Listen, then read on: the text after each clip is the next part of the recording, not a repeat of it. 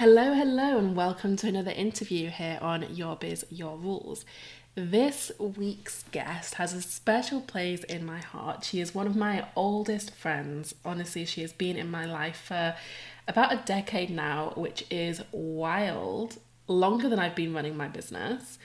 And yeah, I just want to bring more of her words, more of her work to your attention because honestly, she's super smart. Professionally, she is a coach for freelancers. That is her specialty. But honestly, she brings even more to the table than that. She has an app recommendation for every occasion. She is a super smart worker. She comes up with the most genius hacks and workflows for pretty much any need or requirement. And I just think that she is one of the internet's best kept secrets. I really, really do. So definitely head to the show notes, find her links, go and give her lots of love and support. But maybe before you do that, just keep listening because this episode is a juicy one. She had a load of bombs to drop, and I know you will walk away with a whole bunch of notes to take action on. Welcome to Your Biz, Your Rules, the podcast for business-minded go-getters hosted by me, your favourite brain and biz coach, Daire Paddy. This is the spot for those of you ready to blend heart and head, woo and do, income and impact, change and chill, and so much more. So grab yourself a cuppa and let's get started.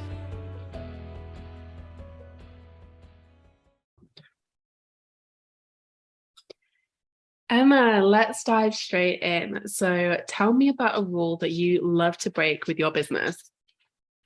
So anything corporate rules based. So I have been freelance since 2009, but I still remember the corporate rules, and I've dipped in and out when I've worked in clients' offices. So when I say corporate rules, I'm talking about working through your lunch break, working 9 to 5, always kind of showing up as in working late to show everybody how committed you are to the job, and just all these kind of corporate rules for how we should be working in the workplace. They're the kind of things that like certain politicians suggest we should be back in the office doing because we don't do them when we're working from home and therefore we're more ineffective. But yeah, I break most of those rules because when you're working for yourself, you can adapt the way you work much, much better to how you work best.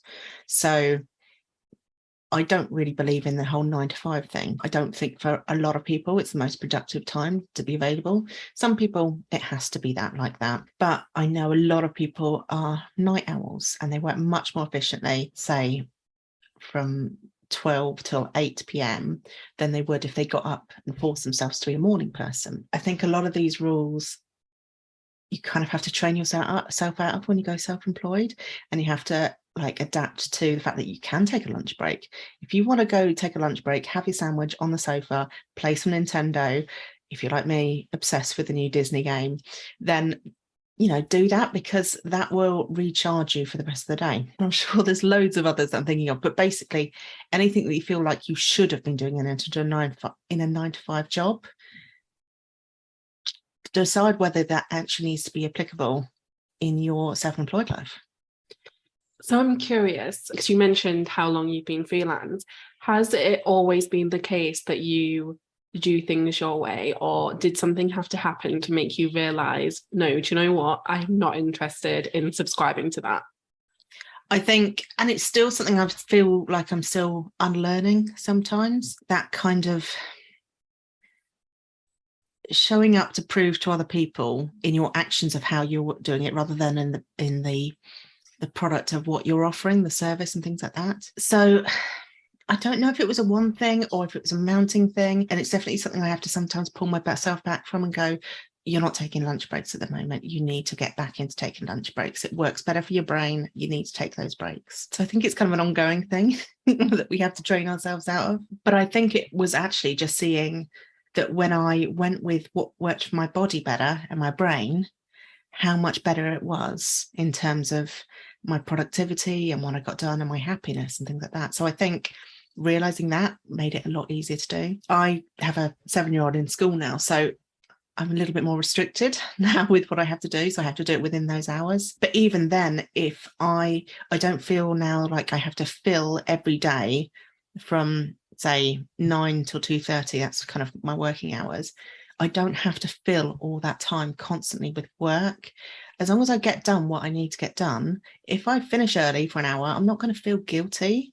I'm going to go do something I enjoy or that recharges me before I go do the school run. So although I am more restrained now by school hours, I still bring forward that thing of you don't have to be working 9 to 5.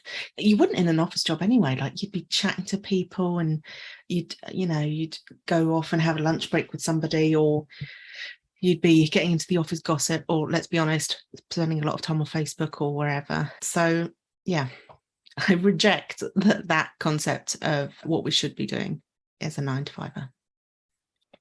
So I saw this graphic on Facebook yesterday because it was the anniversary of Henry Ford deciding that Monday to Friday, 9 to 5 was how we were going to work. And so it was like a little portrait of Henry Ford with this information. So this 9 to 5 thing has been in effect for 96 years. That's how long it is. Or was it 96 or 94? Something like that.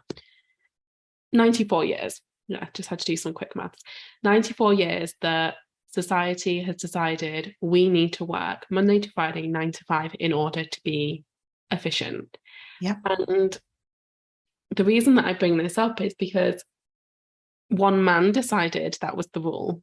That's why we do this as a global society, because one man who, made a lot of money making cars decided that that's how we should work. Yeah. And when you think about that, when you think like, I feel so guilty not doing this because some man who's long dead, working in an industry I have no interest in a country that isn't even mine, decided that might be efficient. And probably with a wife at home who could do all the other life stuff. And in reality, that was based on probably a household where there was one working person and one person who would look after everything else in life, all the life admin and everything, and maybe even childcare and things like that. That doesn't apply anymore. Not most, but there's so many more dual income households now that it's just madness to expect ourselves to still be doing that kind of 9 to 5 inflexible way of working. Mm-hmm.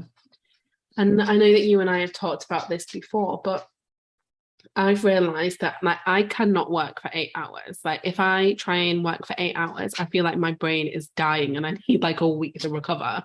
Yeah. My sweet spot is really like between 4 and 5. If I work past 5 hours, then I'm just absolutely exhausted and I don't do my best work. Yeah, absolutely. And I think the other thing to consider is like when Ford was around, he didn't have a mobile phone with emails constantly coming in that we deal with outside of the traditional work hours. We might not be doing a large block of working time in one go, but I know you're probably similar. You're doing stuff outside of those hours all the time, whether it's posting a story, whether it's replying to an email, whether it's noting down ideas. I actually think the time that my brain is potentially thinking about business is a lot longer than the times that I'm sitting at my desk working. And I think we forget how draining that can be, and we think we need to kind of build that into how our working patterns are as well. Yeah, and he also he made these rules for his workers. It was for his workforce because he wanted efficient production. And we are not doing mindless, repetitive work in our businesses. We have to engage our brains. We have to tap into our emotions. We have to do so much that takes a lot more out of us than simply following a specific set of steps on repeat. Yeah, exactly. We just need to be kinder to each other, kinder to ourselves, I think, about these sorts of things. Yeah, and be better bosses to ourselves, basically. If you're going to be your own boss, why are you being a crap boss to yourself? Be better to yourself, because then you'll get better work out of yourself. It's true. So what would you say to somebody who is trying to unlearn these old behaviors. No matter how long they've been in business for themselves, they're trying to unlearn these behaviors, but they've got that guilt. It's that guilt that maybe they should be working more, or they should be trying harder, or they should be, sticking to the schedule, or they should be doing more on their daily to-do list. What have you got for us? Right. So putting my coaching hat on, there's something called transactional drivers, which are the kind of motivators in our heads, but they're quite negative ones. And they are work harder, be perfect, or work hard, be perfect, try harder, hurry up.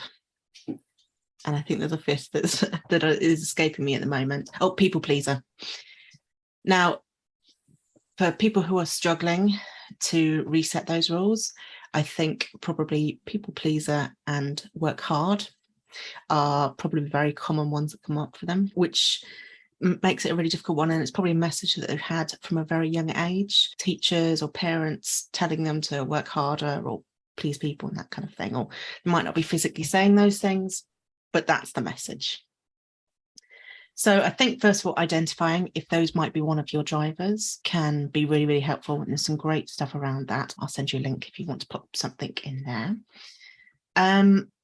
I think also identifying that this is actually quite a UK and American approach, these kind of ways of being. I really recommend a book called The Year of Living Danishly. It's by Helen Russell, I think, and she talks a lot in there about the approach that they have at Lego, where they were working actually over there, and how if people were working overtime there, they would get kind of pamphlets left on their table about how to be better at timekeeping so that they can leave early. And it was very much encouraged to leave on time and take part in sports and things like that outside of work.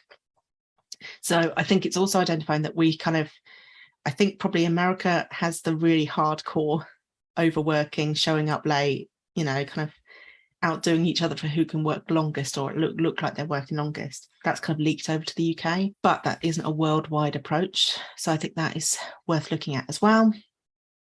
I think setting some boundaries for yourself, whether it's a timer or even just time blocking in your task for the day and seeing how much time that actually uses up, that can help as well. And also this kind of idea that you have to be productive to be worthy or to be valuable. There are so many other ways of being worthy and valuable, and working all the time is not one of them.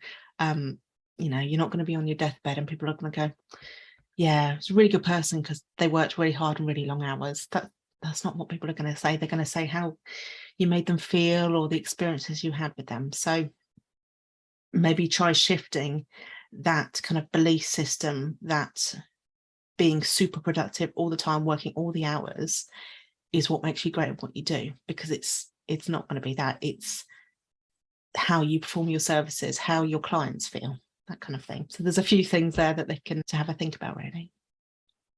I always think that a lot of the discontent comes from the judgments that you're making about how you should or could be showing up in your business, but also in your life. And what I see a lot of is, because, we all have different personality types, and there are so many different, like typing systems out there that people subscribe to. I personally love astrology and human design, but I know that there's the 16 personalities one, the name's Myers-Briggs, and there's the Enneagram, and there's this and there's that, and there are so many different types. And what you will often see is people trying to operate as what they think is the ideal, and the ideal is typically somebody else's type. So people try to reject what or who they are and work the way they think that they should because other people do. Yeah, the extroverts, the neurotypicals, and if you know Rubin's 4 tendencies of how you deal with internal and external expectations, which again is another thing to really look at, because of you might be looking too heavily at the external expectations. But her one, upholder, you can see that Gretchen Rubin is an upholder, and then that is kind of suggested as the best one, because that's the person that just does the perfect kind of job and deals with internal and external expectations perfectly and that kind of thing. And yeah, I think you're completely right. It's this blueprint of a person that I think we're realizing actually in society is not as common as we think it is.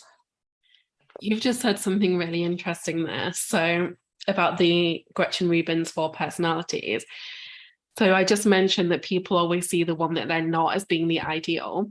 And you've just described the upholder as being like the one who does everything perfectly. I'm an upholder and I don't see it like that at all.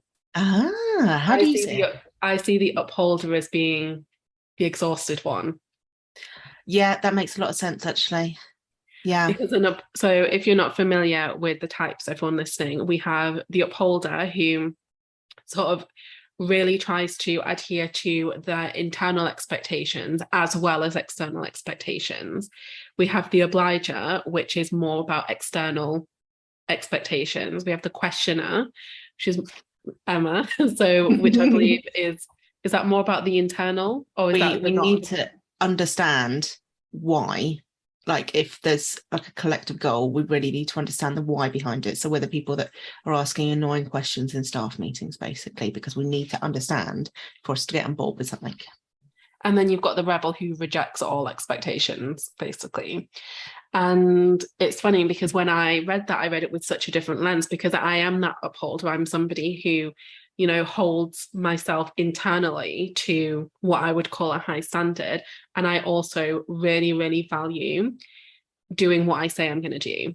So if I create an expectation externally, then I will follow that through unless I am like physically incapacitated and unable to.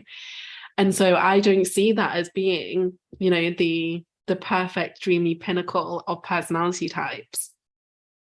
That's interesting because if I had guessed, I would have said you're a rebel, just because I think I have always perceived you as you deal very well with both, but you're not so attached to the external expectations that you can't do your own thing, if that makes sense. So that's really interesting. Yeah. And do you know what? I think like none of these systems are perfect. And I think we can often see things in other people that maybe they don't see in themselves. And when you're doing these quizzes and doing these tests, you are very much evaluating yourself.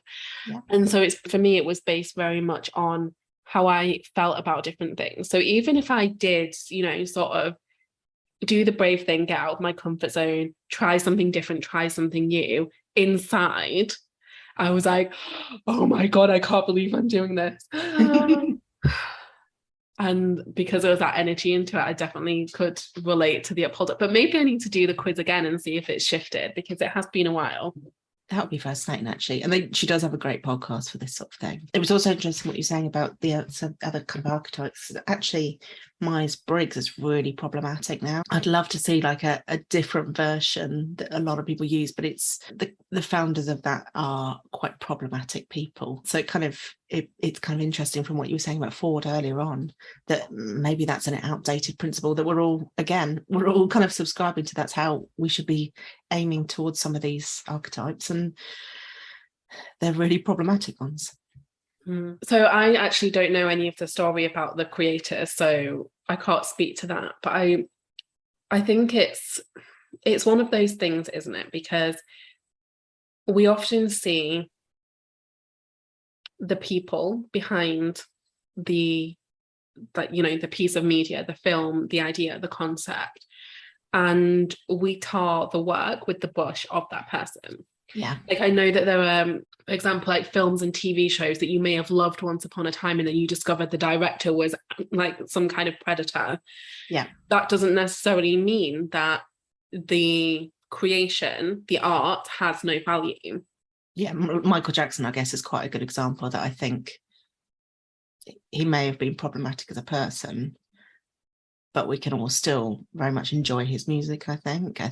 That has stood the test of time, perhaps more than his reputation. And then, so with things like Myers-Briggs, without the context of like knowing their story, I do see some value in how it's used, like particularly in team building. So when I used to work on teams, it was very, very helpful looking at people's different types, because it allowed you to sort of interact and communicate and delegate in a way that was most useful for them. Yeah. And I mean, obviously that's not really like relevant for the type of businesses that we run, but when I was like involved in other people's businesses, that was a really useful tool.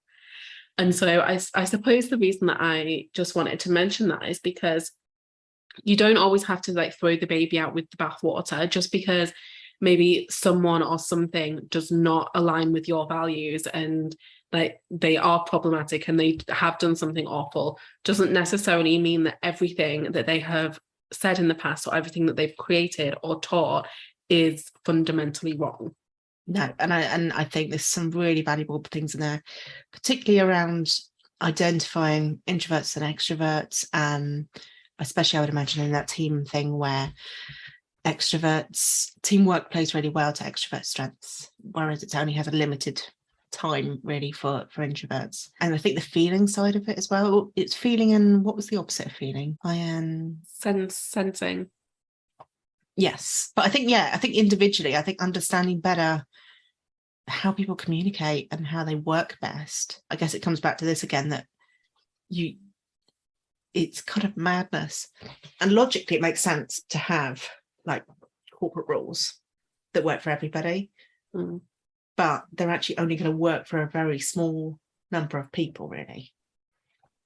Yeah, and all for like very specific reasons, because it's not a holistic system. Like it doesn't sort of really encompass all areas of life. So it can be very useful in a work setting because, you know, you're in a very specific environment trying to hit a very specific milestone with very specific other people.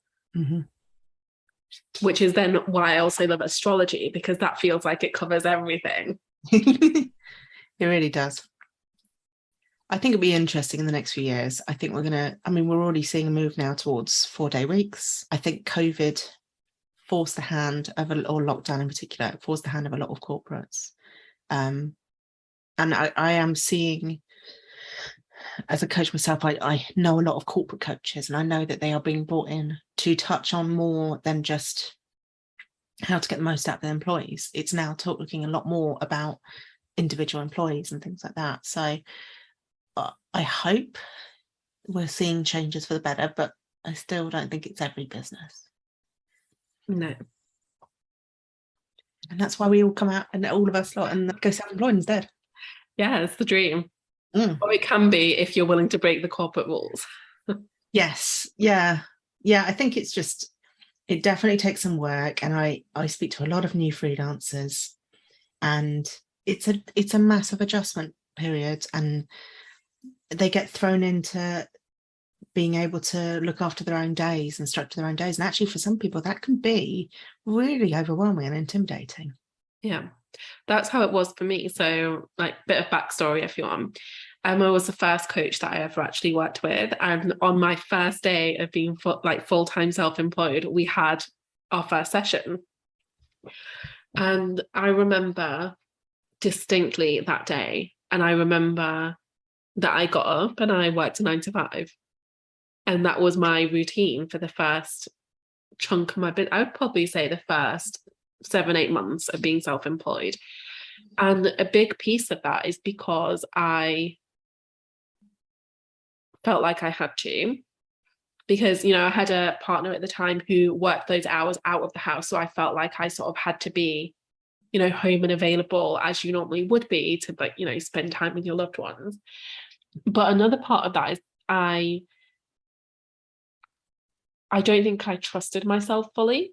Like I didn't trust that I would do everything that needed to be done if I was not sticking to set working hours. Because you know, like when you're an inside person, it's very tempting to like binge watch a box set or read a book or have a midday bubble bath and like all of those lovely things that I delight in. And I think I was so worried about every day being that, and me like then never making money and like not being able to afford anything and losing my house and like all of that drama spiral. I think also an interesting thing that you're saying about the bubble baths and things, I think we're trained as well to not think work can be pleasurable and that we shouldn't have a pleasurable working day. And therefore, when you do, there's a lot of guilt there, like, oh my God, how dare I like enjoy working from the sofa today? Or how dare I go have that midday bubble bath, which I highly recommend, is amazing, especially if it's raining outside. Oh, bliss. How dare I go work from a coffee shop today? Or, you know, how dare I finish at 4 o'clock rather than 5 o'clock? I can actually see the benefit of working similar hours to your partner. And actually, for some people, that 9 to 5 is perfect. I'm just suggesting challenge it. Is that it actually what you want and what works best for you? Or is that just habit? I also think that we are sort of conditioned to believe that we earn pleasure. So we can have good things once we've like done what we need to do. It's like you can go out and play out with your friends when you've done your homework. It's that kind of vibe. Yeah. And I'm all for rewards, and actually freelancers in particular are terrible at rewarding themselves when they've done a good job. So that's on a kind of flip side. But yeah, I think you're right. I think how dare we have nice things if we haven't earned it? And what is earning it? Like being at your desk for 8 hours earns you what, a 20-minute bubble bath? That doesn't seem quite right. Well, and so something that I challenged myself to do when I noticed that I was getting into this kind of destructive pattern of like working really long hours and really fixed hours, and also not feeling like I was accomplishing an awful lot, is number one, I challenged myself to work a maximum of 4 hours a day for a whole month. And that was one of the most sickening decisions I ever made. Sickening. And then the second part of that was to do something pleasurable every single day before I started my workday. Yeah. So it was like breaking this belief that we have to like do the fun thing after we've done the work. Yeah, and I think that I love that pleasurable idea. I'm actually not against people working long hours. Like, actually, I discussed this with Rebecca in her podcast, who I think is going to be a guest on yours. When I was starting out, before I had a family, I love working long hours because I was doing something I was really passionate about. I have no problem with that. The problem is when people are doing it out of habit. So if you are doing long hours because you're really passionate about a project, it's probably not sustainable long term to keep doing that. But that's not something to feel guilty about. I'm not suggesting that. It's more this kind of external idea of doing it. And what was the other thing there you said about the pleasurable side of things? Mm-hmm. Yeah, I think one thing I would challenge people to do is, like, I know you're a big fan of journaling as well. Write down what would be a really lovely work day for you. And you're not going to sit there and go doing no work at all, hopefully, because if you're listening to this, hopefully you are doing something you enjoy.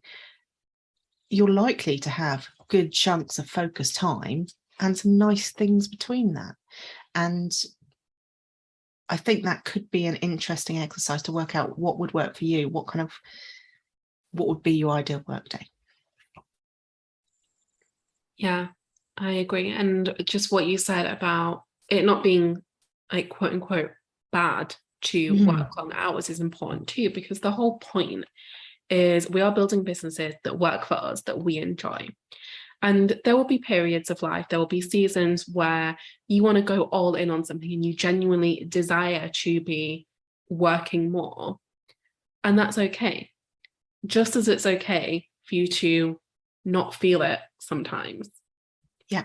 And I think the distinction there is really figuring out, like, are you working these hours because you are passionate and you are inspired and you genuinely want to, or are you working these hours because you feel like you have to for whatever reason?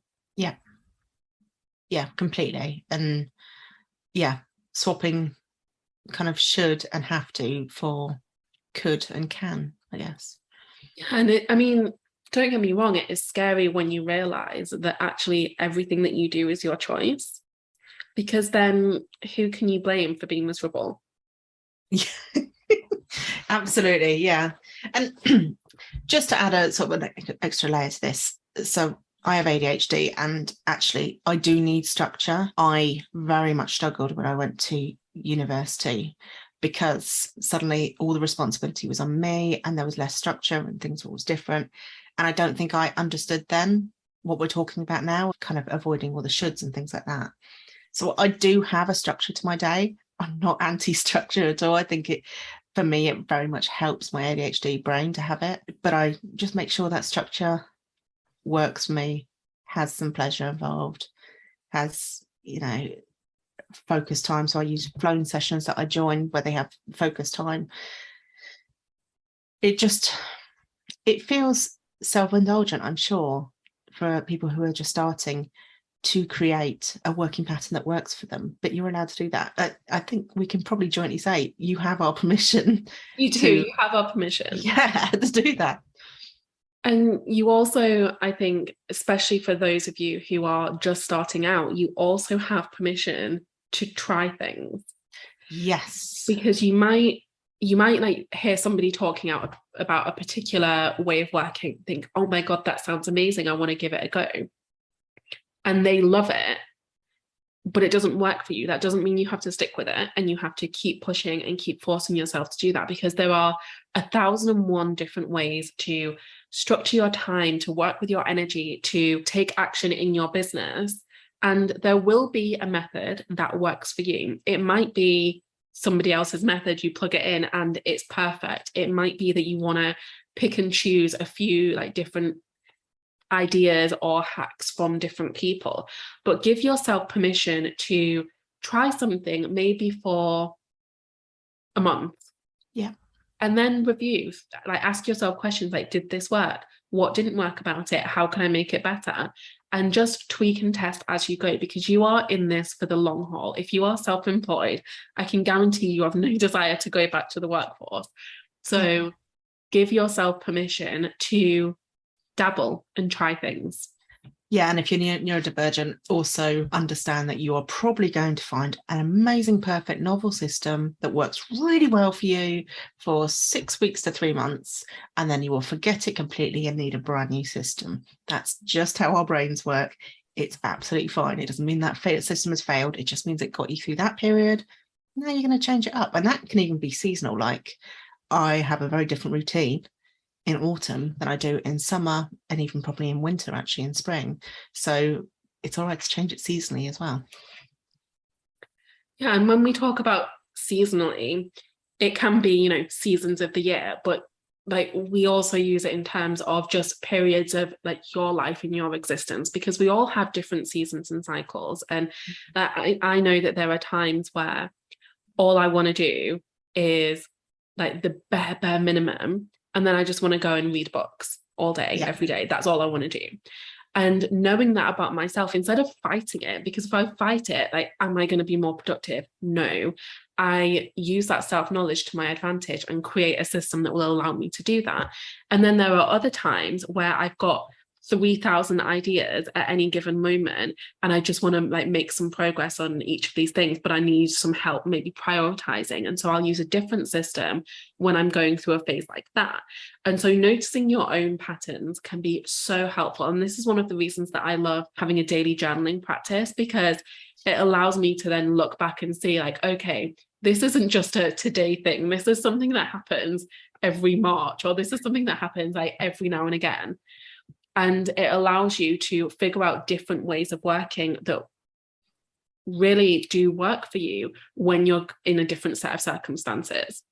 And also your cycle.